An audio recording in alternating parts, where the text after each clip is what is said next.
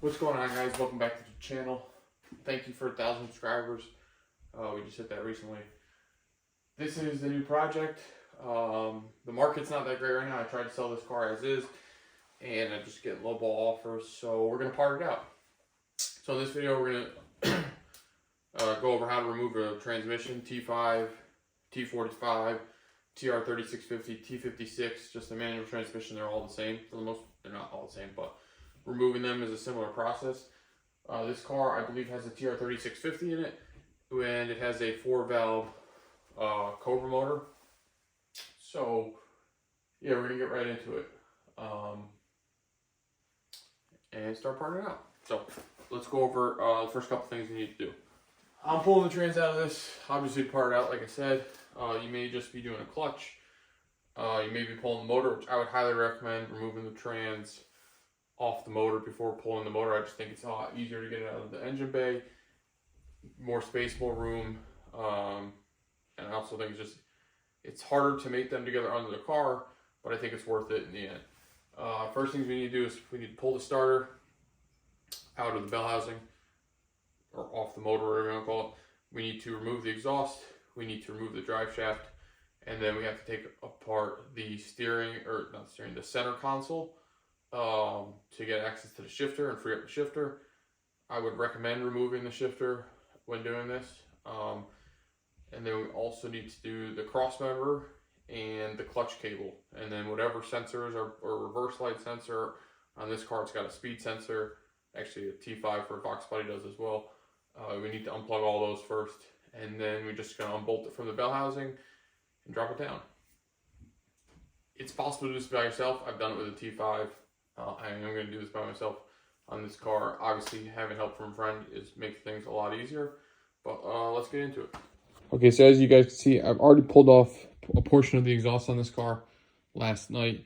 This car has just dumps, and a little trick, since we're parting this out, I just removed the brackets instead of dealing with these. It was way quicker to do that. And then I removed the H-pipe. This is a BBK high-flow H-pipe. This is for a long tube, so this motor does have long tubes on it, which may make removing the trans a little bit more difficult.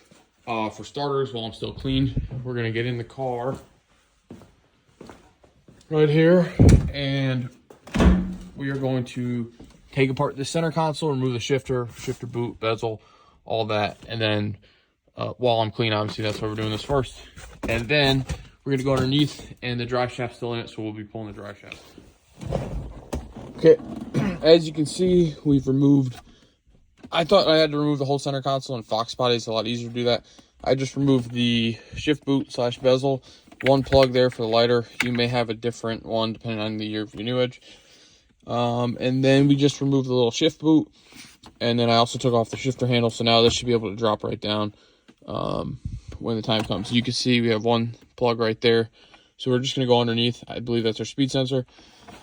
And we'll go and we'll start unplugging everything underneath. We'll get the drive shaft off, but this should be everything we need to do up here inside the car. And then if you do have a aftermarket clutch cable with adjustment, it may be easier to go up under the hood up here and loosen the adjustment there and then loosen it underneath. You may not have to, but let's get under the car. Okay, we're under the car, looking at the drive shaft now. Just to be clear, all Foxes, SN95s, and new edges use a 12.12 millimeter drive shaft to pinion flange bolt. Okay, here we are under the trans, or under the car. Looking at our trans, we have all this wiring, this harness here. Some of them went to O2, some go to our speed sensor, so we're going to unplug that from the trans. Then we'll remove our clutch cable. You can see kind of see it behind the long tubes. Our clutch housing cover, clutch fork cover. And then one tip of advice, to know you have a T45 versus a TR3650, as you can see right here, our drain plug is horizontal. Our drain plug is vertical, and that notifies that the fact is pointing straight down on the ground. This is a TR3650. If it was horizontal and pointing out towards the side, your drain plug, that would indicate that you have a T45. So just a little tip of advice for you. All right, guys, just want to do a quick little recap. Exhaust is out, drive shaft out. We just undid all the plugs and sensors, and I undid the clutch cable. Now on this transmission, there was a little E-clip that held it to the bell housing. And then obviously I always take a pry bar, engage the clutch fork, and that's how I remove it off of there. Before I get back down under there and try to reach some bolts, I may have to pull the trans with the motor. It looks pretty tight down there, but I'm gonna see what I can do. But for now, I'm gonna come up here. Now the whole trans harness is disconnected. I'm gonna pull it up from the back of the motor. As well, I'm gonna also pull the clutch cable out of the way just to free up some more space and make it easier down there for me. It may not seem like a lot, but when you're doing transmissions, a lot of times you need to have extensions on extensions to get to the bell housing bolts. So just have the wiring harness out of the way to stop getting tangled in the ratchets and wrenches and all that. So we're gonna do that now. If you're doing a T5 on a Fox body, by memory, those should all be 15mm bolts, if I stand correct. 4 of them, I always just do 4 of them to take off the trans from the bell housing, which those should be the 4 15mm bolts. Then I remove the trans, and then it gives me a lot more access to get in there and do all the bell housing bolts. I found that to be a lot easier. On TR3650s like this car, I'm pretty sure the bell housing bolts are inside of the transmission, so there's no way to do that. It needs to be removed from the motor first. So let's get back into it, see what else we can get removed, and see how far we get. Hopefully I can get this out without having to remove the motor. Doesn't matter, because this coming Saturday, I plan on pulling the motor anyways. It would just be nice and a lot easier if I get the trans disconnected now. And the only reason I say that is the long tubes make it a pain. So we'll see how far we get. I'm just back under the car. Lastly, to confirm, anyone who's doing a TR3650, as far as I know, this car is 13mm bolts. My little trick here is you take actually I learned from my dad, you take a wobble socket or swivel socket, and you just tape electrical tape over the swivel, so it gives it more stiffness. It makes it a lot easier to get those. So I'm gonna go under there now, see how many I can get out from underneath. If not, we may be pulling the intake off the motor, which I'm gonna do anyways before I pull the motor, and seeing what we can get from the top. But I'm gonna try my best to get as many as I can from underneath. I also still haven't done the starter yet.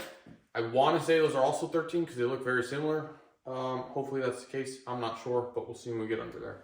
Okay, so hopefully you can kind of see what I mean. We have one bolt way up there, another bolt way up there, and then I already got this one off down here. We are leaving on the trans cross member. That's the last thing I'm going to pull, because that way it keeps the transmission aligned, and then we're going to see how far we get getting these ones down here. And then I was unable to get this wiring harness on the way because the motor's just too big to get behind it for the firewall. So I'm going to see if I can just work around that. All right, guys. I just wanted to provide a follow-up and finish this video out kind of. I filmed it a week ago. I ran into some complications removing the trans that I shouldn't have. And I'll go over those with you in a couple minutes. But as you can see, the transmission is out. TR3650 is removed. And now I'll show you what I ran into during that process. Okay, the first thing I ran into is the starter. This is a 4-valve motor, so the starter has 1, 2, and 3 bolts. And I also cut the wires. That was just a personal thing. This starter was held in by 2 bolts out of the 3, and only the top one was halfway, not even a couple threads in, which I didn't realize. So I had an issue. I spent a few hours trying to access the top bolt on the starter, which all of these, I believe they were either 12 or 13mm, and I may have said that earlier in the video.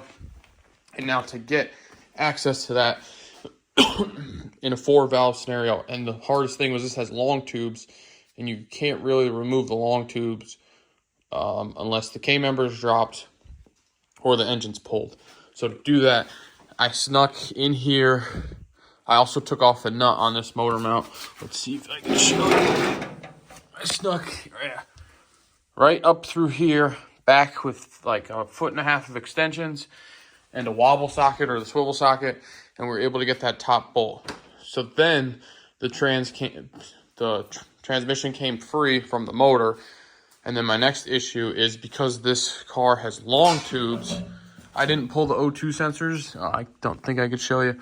I didn't pull the O2 sensors. Just flip it around at this point. I didn't pull the O2 sensors out of the long tubes and remove them. So the bell housing, the O2 sensors stick out, of course, right at the way of the bell housing.